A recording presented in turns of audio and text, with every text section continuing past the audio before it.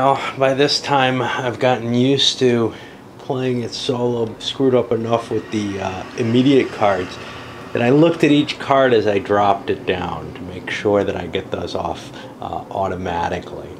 Yeah. You know, some people have difficulty with one or another thing, solitaire, making coalitions and deals and hidden information and stuff like that. I have a different set of issues, usually revolving around a faulty memory, which is things like cards that I can use to stop somebody from doing something or something, those interrupt type things. Those are really tough on me, but in this case there's an easy solution. Anyway, I haven't rolled the pods yet. There are plenty of pods out there already, so I'll still do it obviously, but I don't think they're of too much importance in terms of the positioning. And everybody's kind of equalized their hands down. Nobody's cutting any big deals, and nobody's going to turn away their turn card. Turn cards just are too valuable no matter what, it seems like. It means you get to do nothing. In a rebuilding and repositioning turn, Blip threw his Air Force in here. Not to attack, he can't win, but to prevent, it turned out, Elvin from being able to attack. Elvin ran back here, grabbed himself some pods. Pretty much everybody's going and getting pods. The only attack is going to be Kizaru, who's going after Elvin's fortress. Let me see what it is. Scav back there had a shot at winning, except he doesn't have his fort built.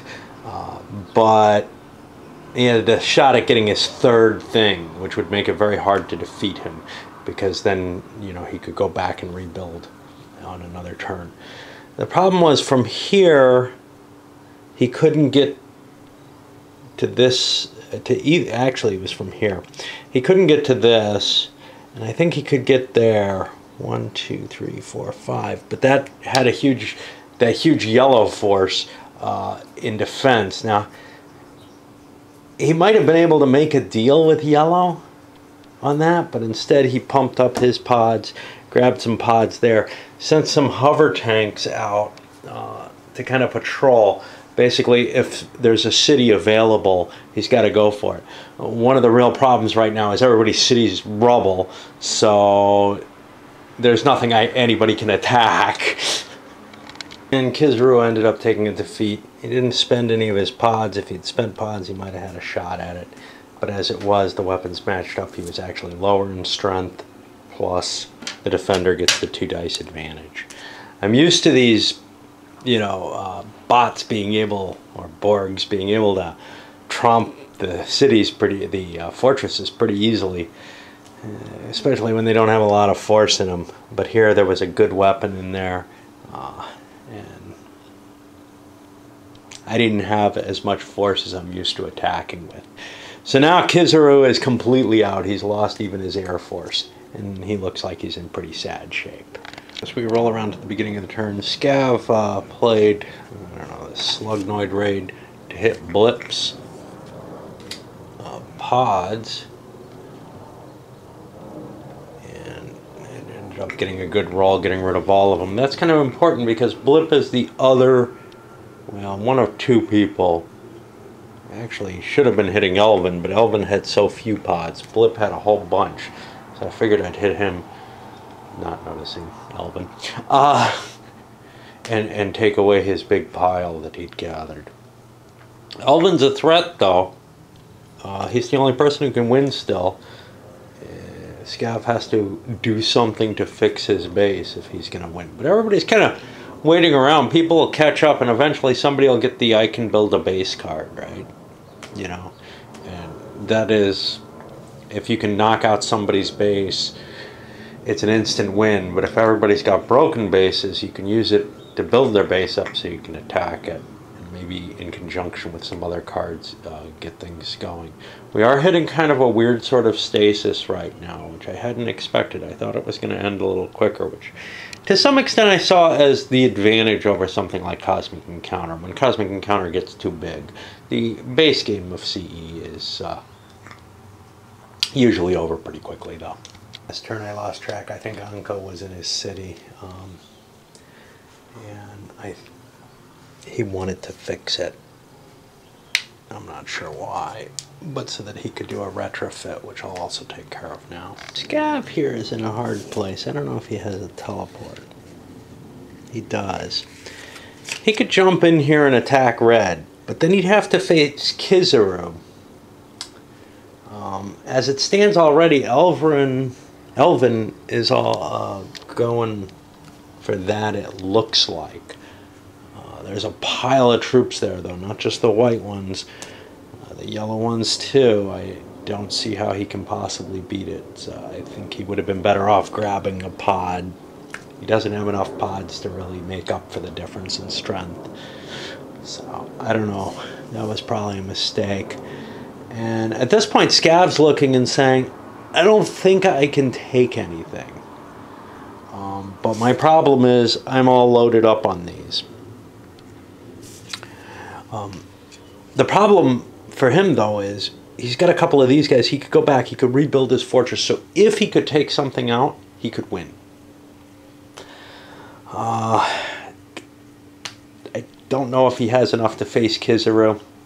Let's say he does. People want to go for it. He's going to teleport himself here. And that'll make Kizaru no longer be attacking the city, but probably defending it. And then we'll pull our hordes of infantry back home, where we can rebuild, if I remember. I think we're done and ready to consider the battles. And I have to make my decision with Elvin. Does he want to attack? What he could do is he could attack Blip's planes and just them and try to wipe them out, because they're kind of a pain in the ass being parked there. He makes that decision. White could jump in and defend Blip.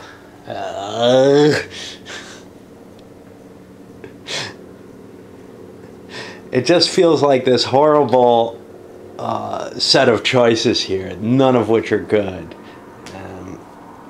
He tried to convince Blip, hey, look, let's attack together. They're going to trash my city. And he's like, no, Kizaru's got to save you, or else Scav might win. Because he's got the pods there. He's got a win guaranteed if they combine. Okay. All right, good point. And now that that's out on the table,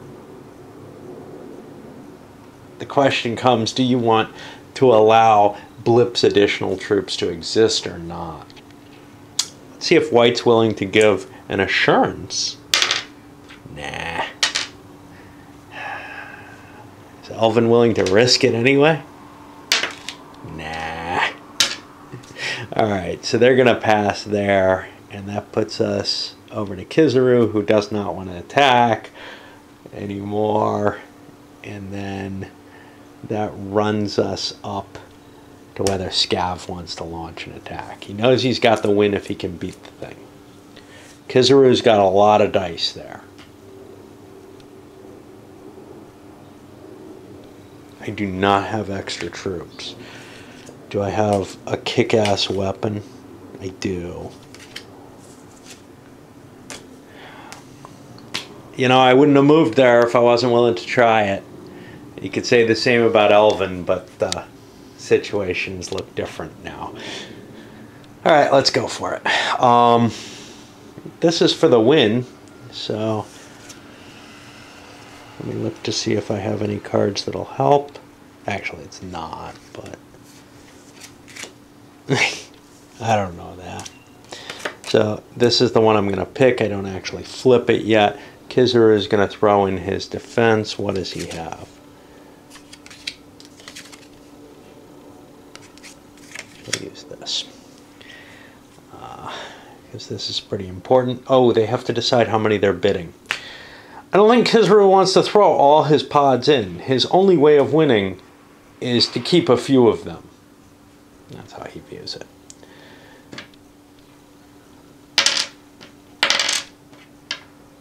I'm going to throw 3 in.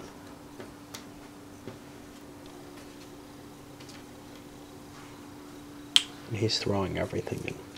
And these are done secretly. Okay, so our strength value this is not a laser, he gets to throw a weapon in too. He can't lose here. But he'll throw this super slugger in. Okay. So we're at 16 to 10, so it's -6 so far. -7, -8, -9, make it -12, -13, -14. I have 5 attack dice. And they get 2 dice for the fortress and 3 dice for the pods. And that's at like -14.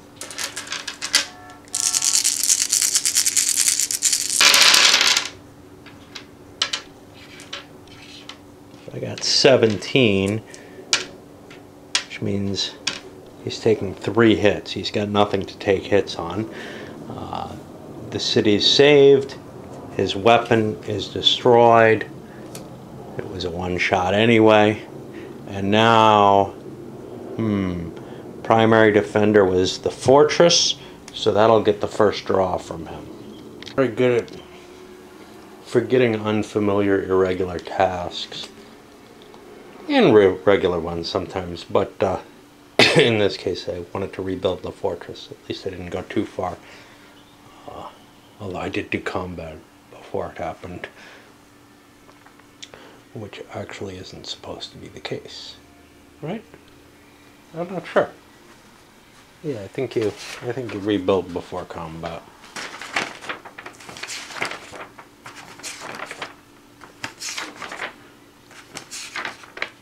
I could find the sequence of play. There it is. Yep. Doesn't really make much difference. You don't have to rebuild it using the cards until after combat, because those are auto rebuilds. A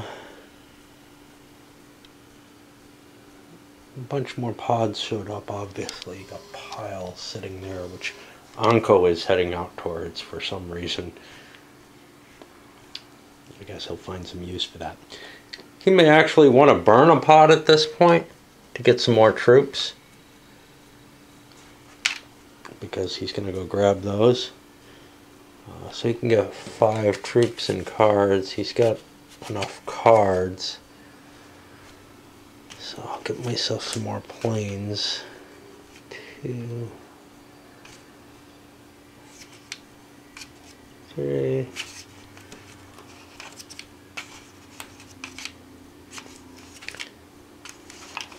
4, 5. A real reliance on them. Now that's going to be a problem.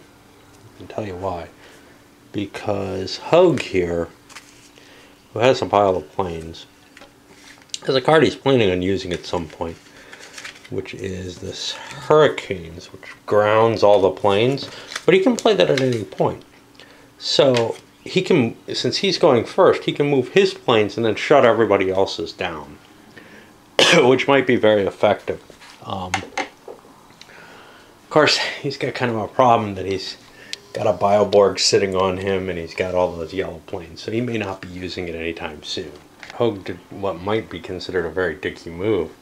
He's going out to stomp his own base, pulled his planes out to give himself a decent chance. However, Elvin still decided, and then did play the Hurricanes. That ties those planes down there.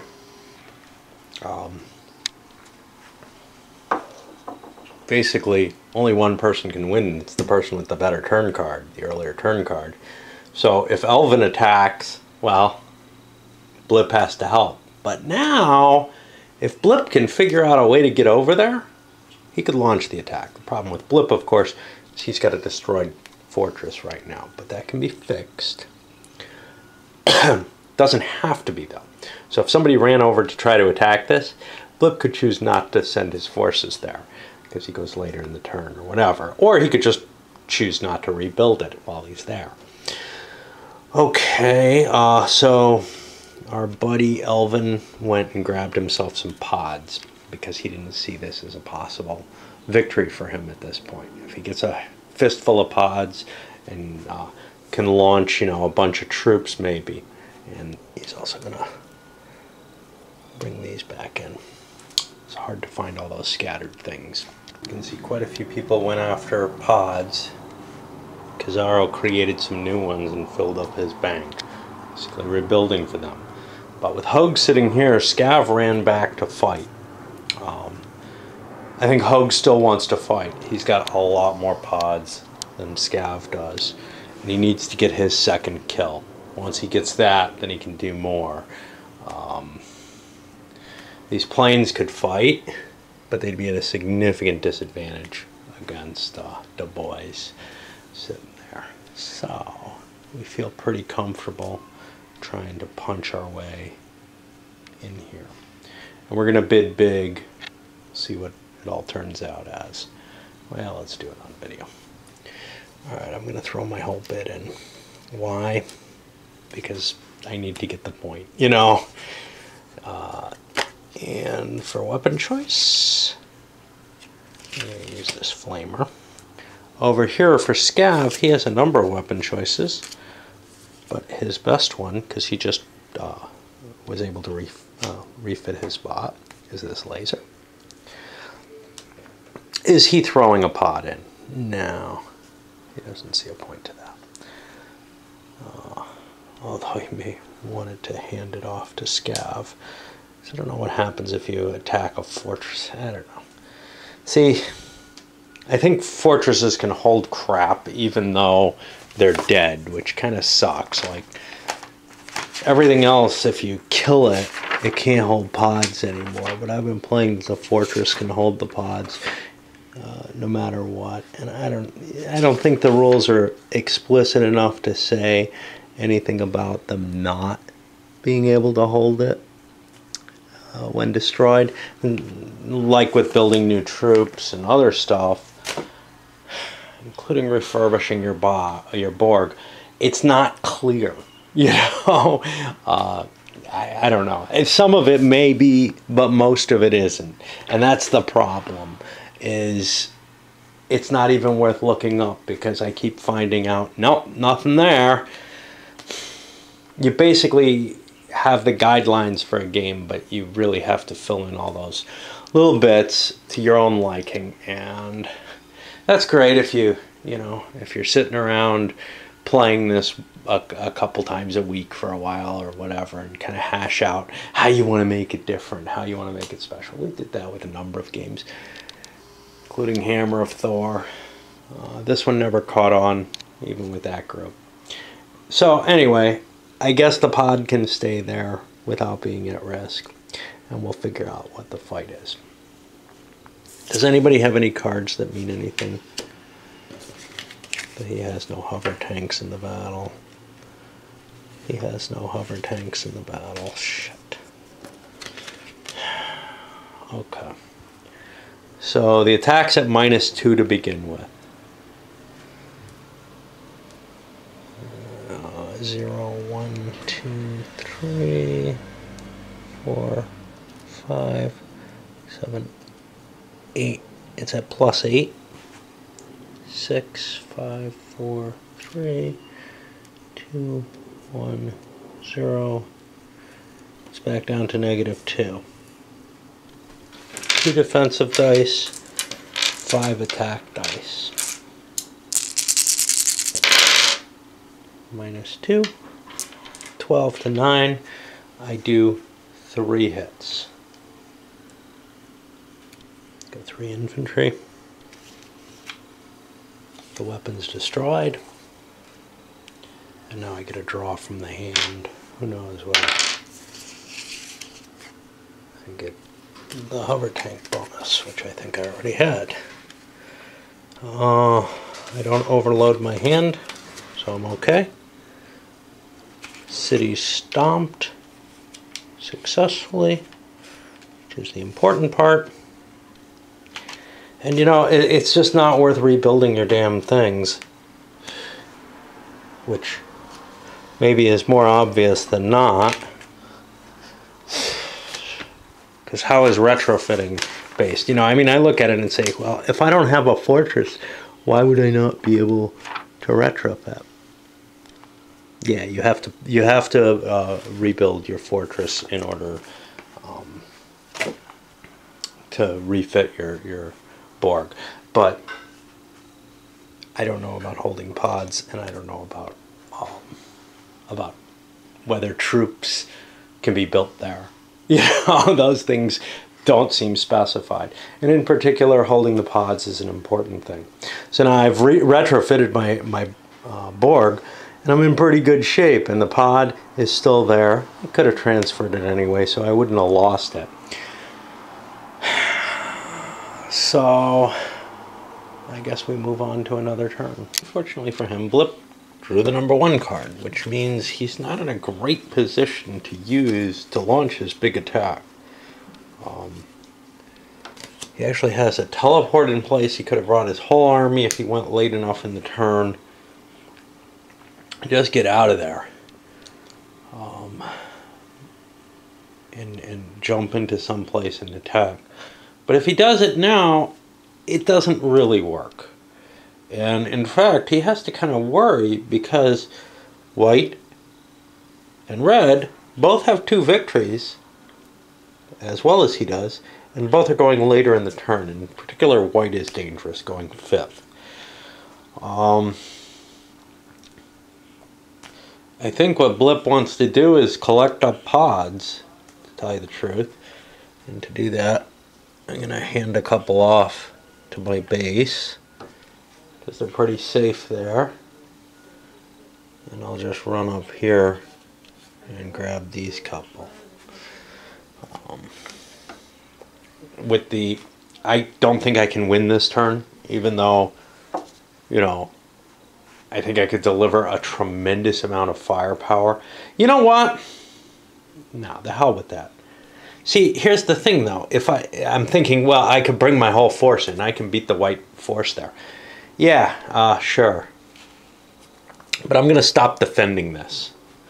I'm pulling my planes back. Let him take care of his own defense. He goes late in the turn. If somebody attacks him, he's going to be forced to do something about it.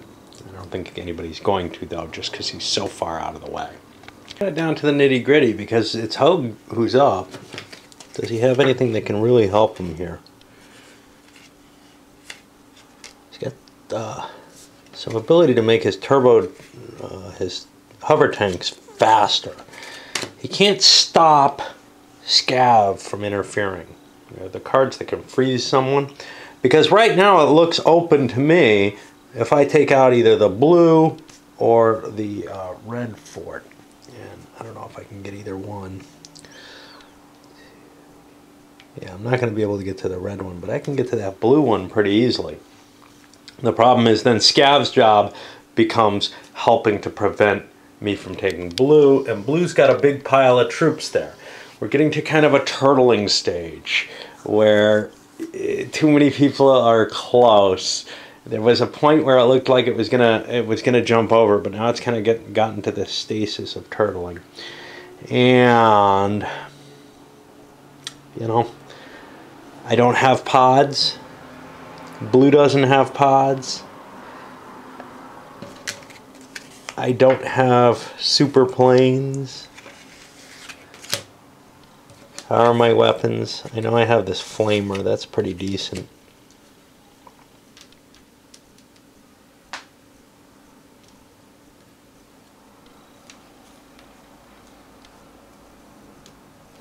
I got a shot at it, and it would be the victory if I get it.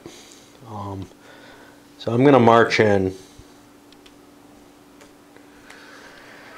and you know, maybe I won't attack. Yeah, problem is I have no pods.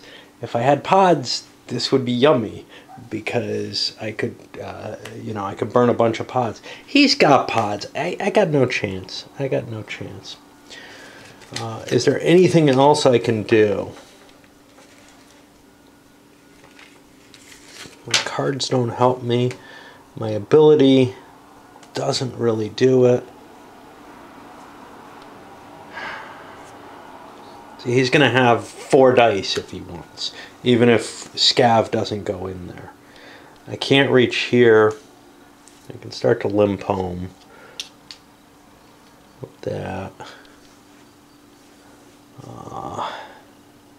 Well, what about yellow? Yellow's got a pile of pods too. I just noticed his fort's nearby too. Everybody's kind of rebuilding their forts, which is neat, but I'm kind of left with nothing that looks like an option to attack. I just don't have the cards or the pods or whatever I need. Well, 1, 2, 3, 4, 5. Back to area 7 where all the pods are, I guess.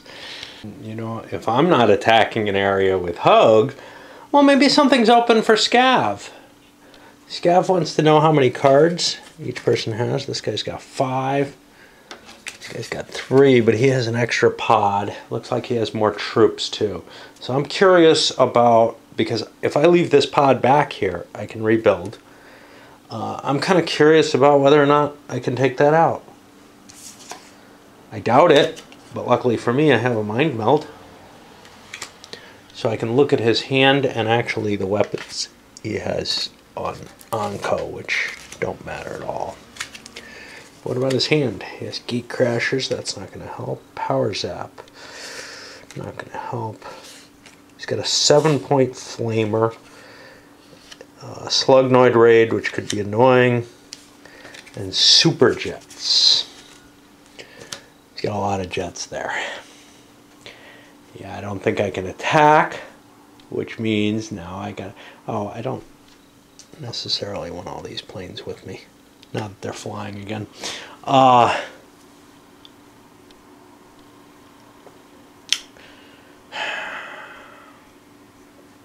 want to take a chance against this shit.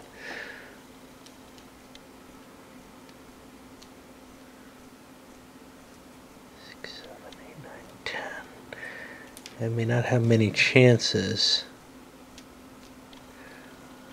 17, 18, 19, say 20. And my weapon, you know, if I play this, I may get a +5. And that's all I'll get. I'll be against this guy.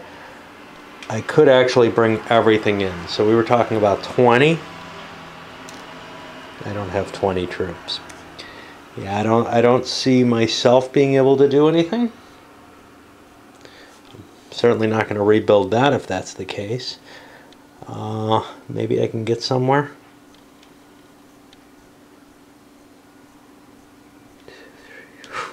No. Yeah, I don't even see anywhere valuable to go. This would have been a turn where it would have been worth turning in my card. Didn't know though.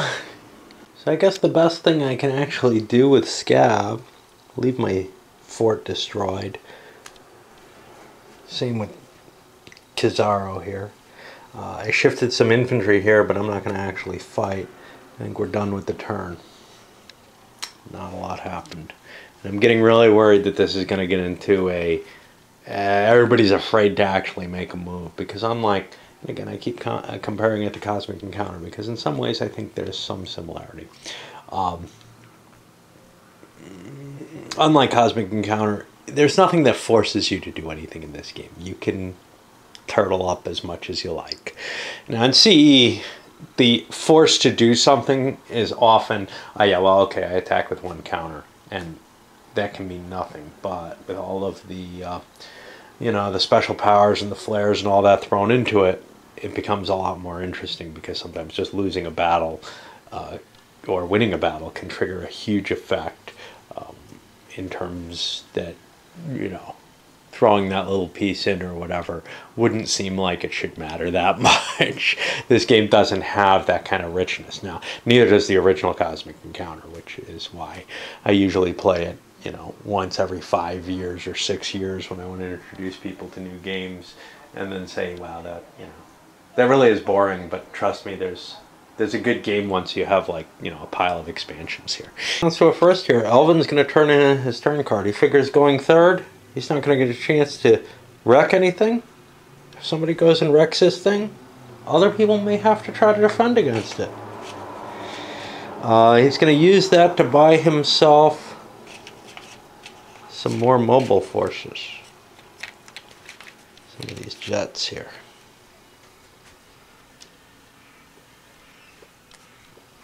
He's got a good hand of cards, just doesn't need the rest. Many of those, geez, the rules don't cover this. What do you do when you run out of pods and destroyed cities? Well, running out of pods is easy, which is just what happened. I'll just stop placing them. Destroyed cities? I got no idea. If I need to destroy cities and there aren't markers from them, I guess I'll pick up a pod at the choosing of the person who destroys the city and remove it. Again, you know, a line here, a line there could help. It's okay. It's okay for rules to leave some stuff out, in my opinion. But this feels like a game that there isn't necessarily a rational answer from the game perspective that helps you decide these things. So what it really comes down to is, if you play it enough, you probably come up with house rules to make the thing work. But as it stands, it doesn't contain sufficient rules, you know, to sit down and play it and not have, you know, ambiguous situations come up that you really don't have an easy way to resolve, like the cities thing. Yeah, I can come up with an answer. Is it a reasonable one? An equally reasonable one might be, there's an infinite number of those counters. Stated if it's the case, right? Most of the players have been able to find some sort of tactical advantage they can get. Like Hogue went out here. He was in the water. He's working his way there. He picked himself up some more pods. Great. Let's see. Scav positioned himself in a position that he could better reach 1, 2, 3, 4, 5. 1, 2, 3. And he's got his, I guess he's green here, 1, 2, 3, 4. He's got all of his firepower where he can kind of hit any of 3 cities if he ever feels like he has the turn that he can do that on. Of course, his capital's busted, but that's okay. Once he has his 3 pips, then it becomes only a singular thing he has to worry about. And so far, attacking that 3rd pip has been harder than rebuilding your fortress. That just takes a pod. Of course, I don't have a lot of pods on board, which is kind of a problem. But this also got me close enough that I can walk up and grab those 2 pods if that's what I want to do. Elvin took his past turn. Right now, though, I'm looking at Kizaru here, and I see nothing that can help me. I could attack one of the big things. I could attack either yellow, which I already have, so therefore I won't, but it's filled with troops too, and I don't want to touch it. Or I could attack the white one, which is filled with troops, probably bigger than I can handle. And there aren't any pods anywhere I can get. I could rebuild this sucker and then, you know, swap some cards around. That's the only real advantage to rebuilding it. But, well, that just makes it easier for everyone else to win. Granted, actually, nobody's... yeah, so a couple people have trashed. The gray thing is for his. A couple people have trashed him already. So it would only help a couple people. One that I don't care too much about, except that whatever I rebuild will be weak if I leave it. And then this guy, who's close to winning, and I would really rather not help him. So I don't feel like I can do anything for my turn. I really wish I had turned in my card, but sometimes it's hard to see that early on. Although I think I should have with him. Of all people, the first one to stop turtling is the turtle. He decides to hell with it. I can lose my thing. The only person going after me is Anko over here. So I'm going to run up and try to trash the white capital. If I get that, I think I've got the win, because then I can rebuild my capital next turn. I've got a couple of pods here. Even if I get destroyed, I can hold on to one of them and maybe do it. And indeed, Anko is going in to prevent the win right here. He was too far away and didn't have the cards to allow him to get here and help defend the white city.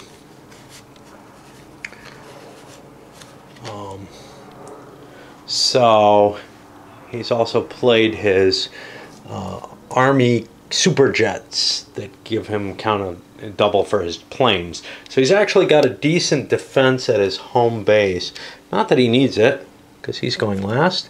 So in it all goes. He's going to make sure to wipe out yellow, which probably means yellow's not going to spend any of their pods, because that's scary looking. But Anko has to spend his pods, because if he fails here, he may not have to spend all of them, but if he fails here, Blip wins, assuming Blip gets the attack off. And that's what we're looking at right now. Now, is anybody building up? What about Kizaru here? I don't want to build my pod. You know, I don't want to blow a pod to make it easier on other people to win. So, my weapons in hand suck. But my weapons, well, the weapons I have suck and the weapons in hand suck. I just don't have anything here. I should have passed this turn. Alright, well, let us see. Blip gets his attack first. Let's see if he busts that white fortress. And probably whether or not he does, this guy wants to get himself up into the two-player running, and blowing up the yellow fortress will do that. Oh, their points actually worked out exactly even without the dice. And let's see, we've got 2 base defense dice, plus I threw 1 pod in. So that's going to be 3 dice for that. And red gets 4 dice. So he's got the slight advantage. Lots and lots of troops came along. There was a teleport card to bring them along. That's why they're all there.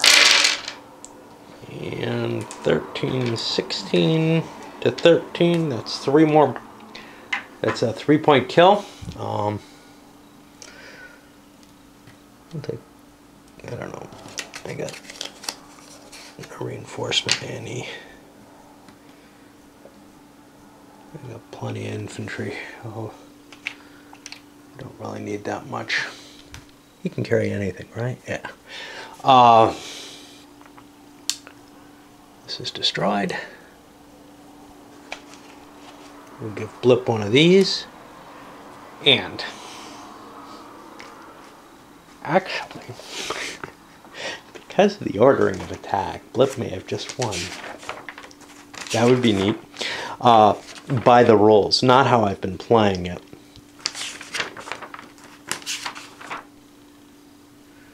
And maybe there is no ordering on attacks. They're declared in turn order, and it's resolved when it's attacked. So, by the rules of the game, there could never be a tie. There are rules for tie breaking, but by the rules of the, well, if 2 people attack together, there could be. So Blip actually destroyed this and still has his fortress, and he won by those rules. That's not what I was expecting while I was playing, but I'm just realizing that's what would have happened. But again, you know, this is a game that only works if you house rule it, and one of the things that I was assuming in the game was, hey, you make an attack on someone first, and everyone's got a chance to whack your fortress. And this would have ended a lot earlier if I'd been playing with the rules as they were written, I think. Probably to my relief, because I'm not really enjoying the thinking that's going on in this game, but I think I would like the game less from an objective standpoint by those rules. Because all that means is you must turtle unless you can get the win. You know, and you can only get the win if you're going first, not if you're going last. The people who've been going last have been having kind of an advantage the way I've looked at it. Instead, what it ends up being is you take a chance on the turn before, and then whoever gets the first card can kill you at the beginning of your turn. That would really, really set my teeth on edge in this one. And so I'm going to keep playing it the way I thought it was, because I think that's a better game, but it's still not enjoyable. Which means Anko has a chance to destroy this. No defensive units at all. The fortress just hits its 2 dice, and on top of that, I threw 1 pod in for its defense, but that ended up nothing because Anko felt like he had to win, didn't know what's going on, and ended up piling a bunch of points in. And why did he have to win? Well, because he's still got a pretty good firepower with a lot of mobility in terms of those jets.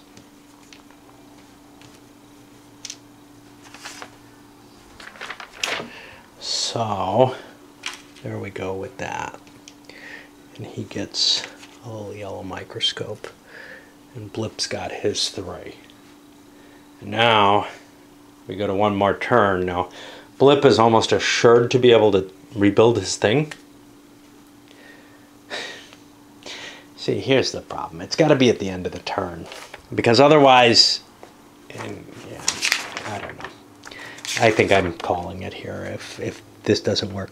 It's as soon as a player can, yeah, you know. Because here's the thing. As soon as I rebuild this, which I'm automatically capable of doing because I kept the pot, I win anyway. Nobody's going to get an attack chance. The game is set up. I think if it went to the end of the turn, it would be a more interesting game, but it would be more frustrating. It would just keep going. And frankly, I just want out of it.